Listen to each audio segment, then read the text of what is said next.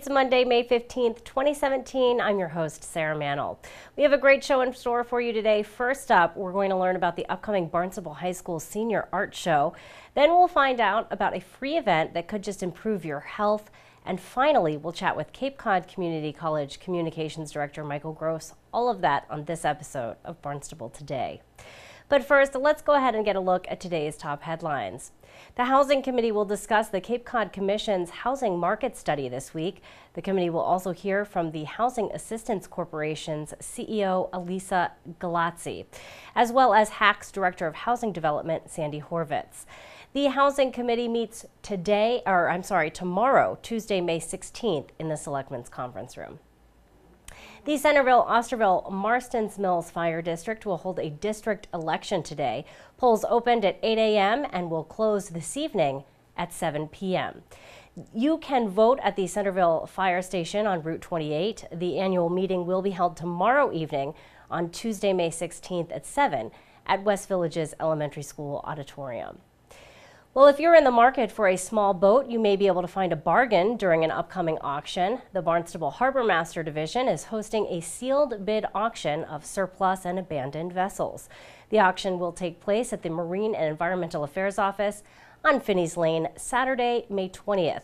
There is additional parking in the vacant lot across the street, kind of close to the police department. Payment shall be made by check or cash payable to the town of Barnstable. You can see a full list of vessels included in the auction on the town's website. The Department of Public Works will be improving Farm Hill Road in Marston's Mills. That project begins today. Improvements include street sweeping, drainage system repairs, and asphalt pavement. Work is expected to be complete by Friday, June 9th. Vehicle access during construction will be restricted to one lane. Motorists are advised to seek alternate routes to avoid delays. Work will be done between 7 a.m. and 5 p.m. Well, up next, we're going to learn about the upcoming Barnstable High School Senior Art Show with Art and Applied Technology Director Matt Kemp.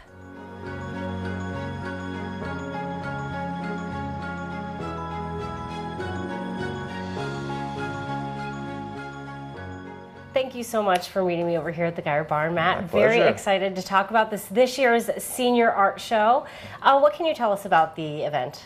Well, it's been going on for decades now, and it's a great opportunity for the students at Barnstable High School in the art department to show off what they've made all year long. So it's a great event. We have tons of people show up. The kids love it. It's an opportunity for them to sort of complete that circle, and all these pieces that they made and worked so hard on, they get to show them off and see what people think of them. So it must help too, just learning what it's like to set up an exhibit, to interact with attendees during the exhibit. So it kind of gives them another side of the art world too, more than just creating art. Oh, absolutely, and it's a huge part of any artist, anybody who's working with the public needs to go through that process of putting all the little pieces together that make a show, from PR to hanging the show itself, to labeling, to telling the story with labels and coming up with signage that makes sense of the exhibit for people. All those little things help the students figure out how you would tell their story, the story of their work. And then when you have some people, you have the public coming in to take a look at it, you get to see how that story gets told, and they get to talk to people, tell them about what they did, about what it means to them. So it's one of our, it's like the jewel of the department. It's one of our most important nights of the year. I would think that teaching art would be such a great experience, because so many times awesome. I would think it would be a less pressure class. Not to say that they're not learning a lot, but it really does allow them a chance to express themselves, maybe even work through some things through their art. Do you see that happening and a lot of students really getting into art and enjoying the class? Well, I'd say a little bit of both, because art at Barnstable High School is a requirement for them to graduate. So we do take the credits seriously, and it's a serious class that they are expected to do a curriculum for. But at the same time, it is always a personal experience for the kids, and it's an opportunity for them to find a little piece of their individuality and try to express that through art. So absolutely, a little bit of both, I would say. And there's been some great events throughout the year that are going to be sort of included in this exhibit. One I'm thinking of is the interaction that the students had with the JFK Museum. Such a cool project. Some of that work will be on display during this art show. That was a great show and a great collaboration with another local institution. So what happened there was we had our fine arts students visit the JFK Museum and get kind of a behind-the-scenes look at what goes into curating an exhibit there and what some of the back room kind of operations of the museum are. They got to take a look at a number of different artifacts that were in their collection there. And then from that experience, the students curated a show. So they picked the artifacts that were personally connected to them, that they felt a connection with. So they gathered a bunch of different information from the museum, and then they made a response piece. So we have a number of different pieces that the students have made that show their personal connection with the material they saw at JFK. A real wide range of work, and it really shows off. I guess it's kind of cool that you see how many aspects of that museum and of JFK's life still resonate with students today. So that show will be included at the Senior Art Show. And I was chatting with you just a bit before we started our interview today about the show, and one thing you told me is they're actually going to have virtual reality here. Oh yeah. And kids created their own virtual reality to share with everybody. It's one of the real advantages of having a strong technology department at the school as well, or technology available to the students. This year we had our animation students create a virtual reality environment within a virtual reality machine called the Vive. It's really cool, very convincing when you put on the headset. It's not, you're there when you go in there. And so they made an entire sort of magic forest that you can interact with. There's a little magic shop you can go into, and it's really pretty cool and a great experience for them to get to work on new technology. It was neat going through the process. A bunch of the software we were using was being updated as like week by week as we were working with them. So they'd be like, I wish we could do this with this software. And Google would update it the next week, and they'd be like, oh, perfect, great, now we can. Thanks, Google. Yeah, thanks, Google. And then it's like you heard us. They're listening. They're listening. The other cool thing about that project is all the hardware was constructed by a BHS student. So it was a nice connection between the technology help desk student and our animation students to create a really cool environment. So that'll be here as well. And then also, we also have to talk about cartoon work. Tell me a little bit about that portion of the show. Well, we're lucky in the department to have, we have filmmaking and we also have animation as course offerings for the students. So we're going to set up a little theater so that they can show off some of the short films they've made, some of the video production that they've put together, and also some of the animations. Is that normal for high school students to have accessibility to a class on animation? It seems so advanced for me. I didn't have that. Yeah. No, I think it's one of the real advantages of Barnstable. You know, we have 9 teachers, and we have a bunch of different options that that students can enjoy, from fashion design to animation. We have woodworking, we have the fine arts, of course, but we also have, you know, there's some depth and some breadth to the department. They can go a bunch of different ways. Great ceramics department. Wonderful. Well, the show is, of course, Friday, May 19th. Can't wait. And then tell me what time it happens. It's 5 to 7. And is the public invited to attend? Anybody. Come on by. There'll be refreshments. Who doesn't like a little finger food? And there'll be a lot of different pieces to the show to enjoy. I think there'll be something for everybody there. Wonderful. Can't wait for everyone to come by and enjoy it. And wish these seniors the best of luck as they move forward in their career path. It should be a lot of fun. Thank you so much. Really appreciate it. Oh, thank you. My guest today is Matt Kemp. He is the head of the Applied Technology, Art and Applied Technology Department at Barnstable High School.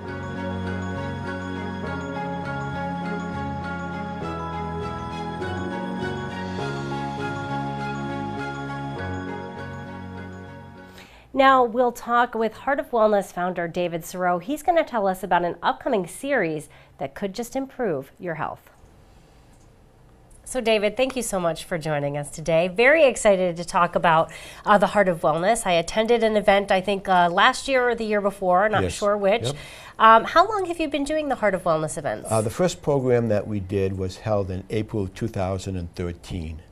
And since then, I think we've done 16 different programs and looking forward to this series called 02632.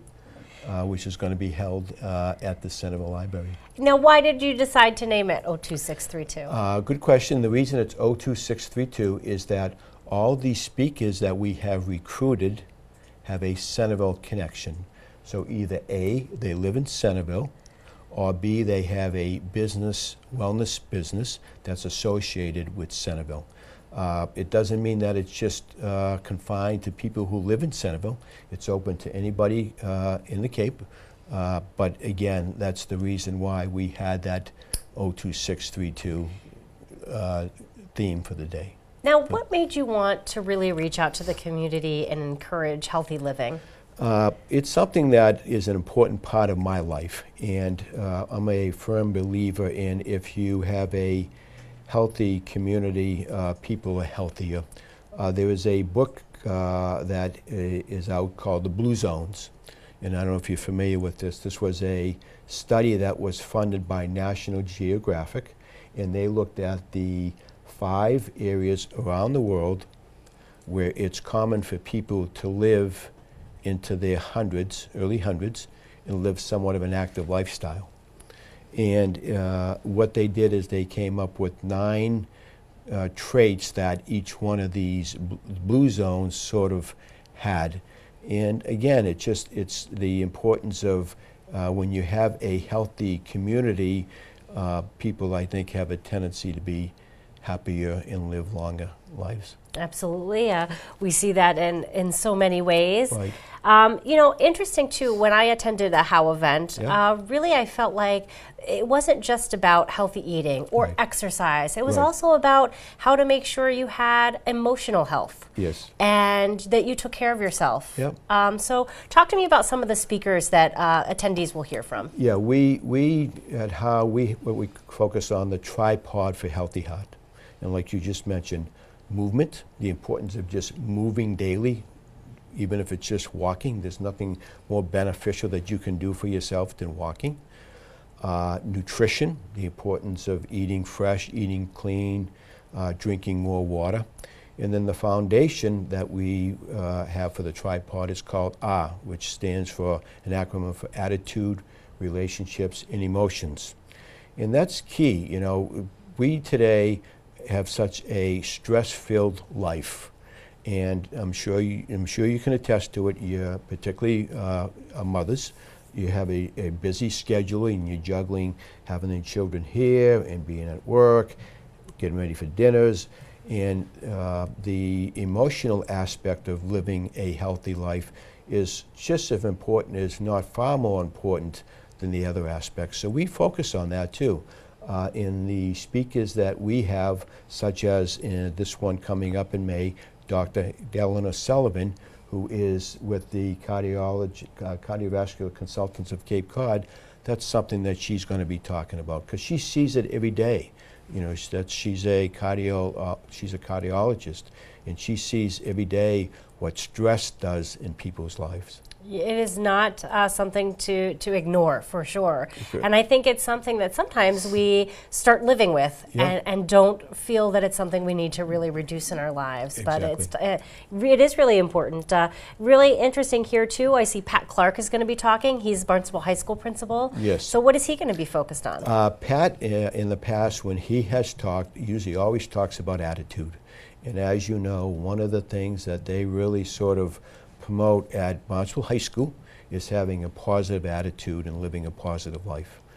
Pat has been involved with the HOW programs almost since our very first program, and has been one of our speakers. I think this will be the 4th or 5th time that he will be speaking.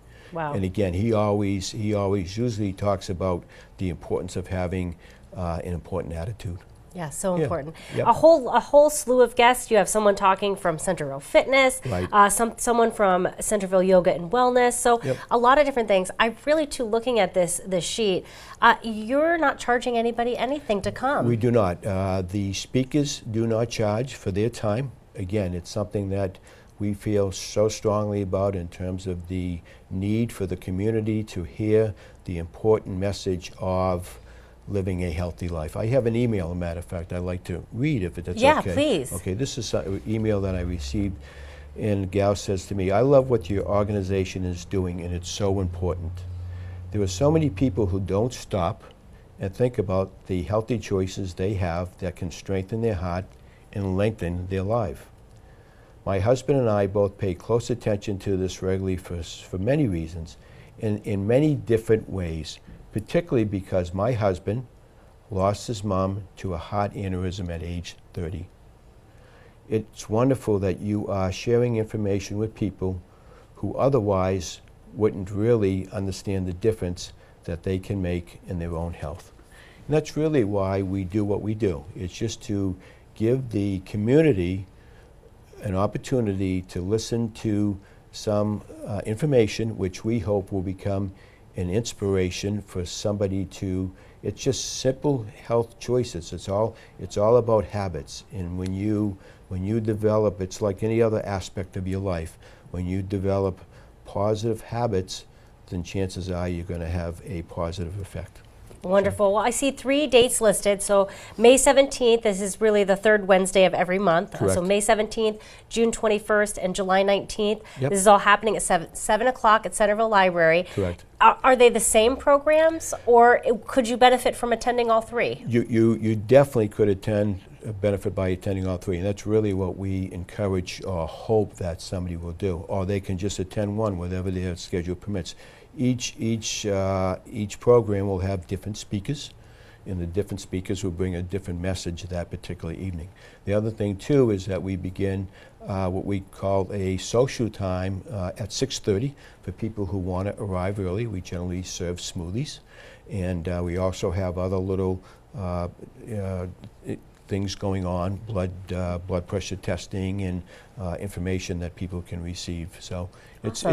it's a nice way to, again, sort of receive some information and get together with a group of people and talk about your health, which is important. Yes, very important. Well, thank Yep. you for the work you do. Thank you for joining us today and Right. telling us all about these events. We Yep. really appreciate it. Well, thank you so much for giving me the opportunity to be here. Yeah, good luck. Great, thank you, Sarah.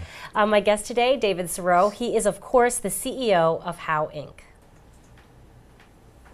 Great. Joining me now live on the phone, we have with us Michael Gross, Cape Cod Community College Communications Director. Thank you so much, Michael, for joining us. Hey, good morning. We've heard a lot about the nursing program, the expansion of that. Some donations were made, but still a far way away from the goal that you actually need, the money you need for that project. Tell us a little bit about where you are in this project. Absolutely. We're roughly a little more than halfway there. We need a little over $4 million. We have 1.9, I believe, was the last number that I heard from our foundation. What's really exciting, and we made this announcement this week or this past week, is that we have 2 incredible people who themselves are in the healthcare industry, but in different parts of it, who have agreed to chair the fundraising campaign. And this is time for the public to really start thinking about how they can become involved to help us create more nurses for Cape Cod. And Bill Bogdanovich is the president and CEO of Broadreach Healthcare and Liberty Commons in Chatham. He's been very involved in the whole assisted living community for many, many years. And Bill has agreed to get on board as one of the co-chairs. And what's interesting, joining him is a doctor, and Eric Weber. He's been an internist in Hyannis since 1996. Here's someone who's seen the healthcare industry right here for 21 years, and he has said Cape Codders every day really get high-quality care. But he said he's proud to be part of the network that's going to help raise funds, because without nurses, doctors really have their hands tied. And nurses really assist everything in the healthcare industry. And he says he's very eager to assist in helping raising funds. So it's interesting. Bill Bogdanovich down in Chatham, a wonderful guy, and Eric Weber, who really is right on the front lines every day dealing with delivering the health care, have both agreed to chair this effort. What we hope is, as throughout the summer, the public will engage them. You'll hear that we'll have some events or whatever, and people will think about now would be the time to help support it. We're halfway there, but halfway is not enough. What's interesting is we're doing this a bit on faith because classes end, everything ends, grades are in on Friday, and they're going to go in and start knocking down walls almost immediately. Wow, so exciting. I can't believe it. Oh, it sure is. Speaking of final exams and such, we're really nearing graduation here for many. When is graduation for Cape Cod Community College? It is. Graduation will be Thursday the 25th. And things are a little different this year. As a rule, in the past, we had both our nursing pinning and our dental hygienist pinning ceremonies just before graduation itself. And both organizations this year have decided they want to have a special ceremony just for themselves and graduation. So the pinning ceremonies will take place on the 23rd and 24th, and then we'll go to commencement. It's it's busy. Right now the finals are wrapping up. Our registration people, our wonderful registrar, trying to get all the grades together to set honors, high honors, all the various awards that are ready to go. And this is just a time when the wheels over here are spinning pretty fast. I want to talk to you, too, about the Evening of Excellence, Michael. See that listed? Absolutely. It seems like a lot of people are going to be gifted with some scholarship money. Talk to me about this Evening of Excellence. Absolutely. This Wednesday, beginning at 5:30, so it's early, and we really would invite the public to come to see this. A former president here used to call it a three-hanky affair because there are so many incredible stories that are told. Our educational foundation raises the funds for scholarships here, and this year we expect them to award somewhere around $205,000 for students to continue their education here or go on to four-year schools and further study, technical study, whatever they would do. And these are, I think the important part about this is these are scholarships that people have set up for students and to honor other people. Businesses have set it up. As we look at Lawrence Lynch Corporation, people know very well up in Falmouth. They have a scholarship just for the corporation that they will award. There are people who have set up all sorts of scholarships to honor family members. The Retired Teachers Association here on the Cape has an award that they honor in memory of two teachers for such a long period of time. And I think that one of the things the public might think about is how they could really make a difference in a student's life by creating a scholarship in memory of a family member. But think about this, probably 130, somewhere around 130, 135 people will be given scholarships to further their education this Wednesday night, and somewhere over $205,000. Just amazing. Wonderful, very exciting. And before I let you go, we just have a minute left, but I wanted to touch on really quickly. President Cox addressed the Board of Higher Education last week. He was really talking about some mandates in the state budget that aren't necessarily funded for community colleges. And I think this is something the public doesn't understand at all. You hear over and over again that the state is in contract negotiations with its various unions, and we have two of them here, one with the faculty and professional staff and another for all of our wonderful administrative and support people. Well, the state will go through and have those negotiations and finally come to a point where they'll sign a 3-year contract and say, well, okay, over those 3 years, these individuals will get a 2% raise or a 1% raise or something each year over the next 3 years. The problem with that is they don't fund it.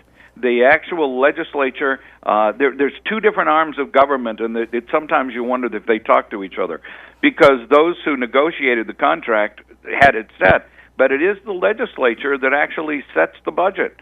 And so in this particular case, we've had a current contract that's been funded for a year, and President Cox was saying to the Board of Higher Ed, we really need you to advocate for us because these unfunded obligations for the next 2 years will cost this college hundreds and hundreds of thousands of dollars that have to come out of student tuition.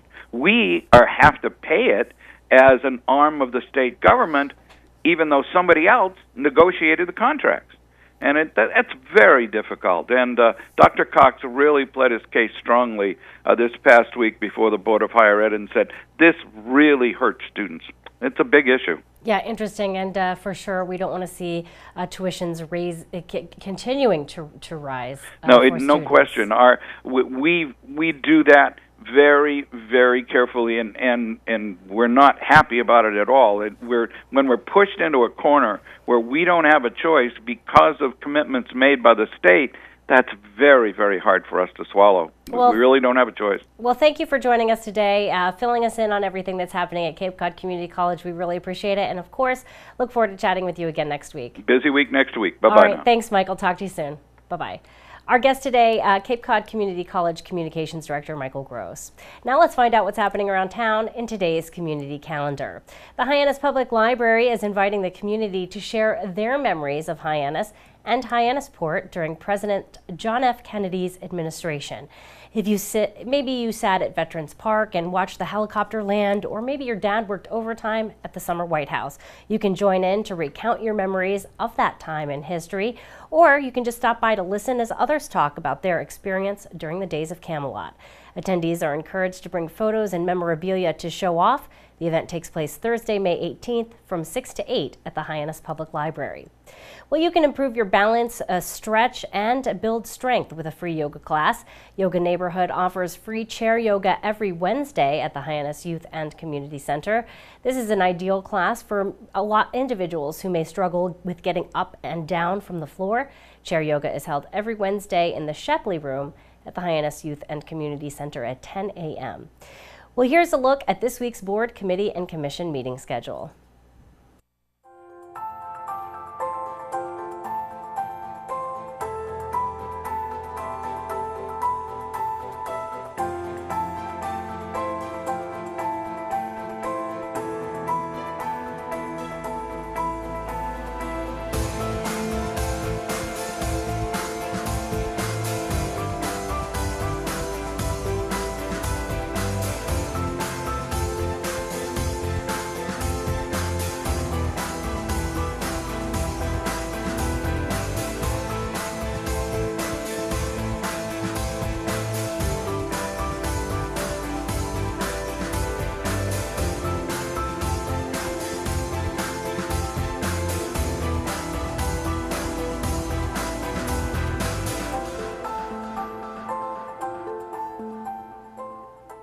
Thanks so much for tuning in today. We'll be back tomorrow with another great show for you. On tomorrow's show, we'll chat with Police Chief Paul McDonald. We'll catch up with Director of Golf Services Bruce McIntyre, and we'll chat with DPW Director Dan Santos. For Barnstable Today, I'm Sarah Mantle.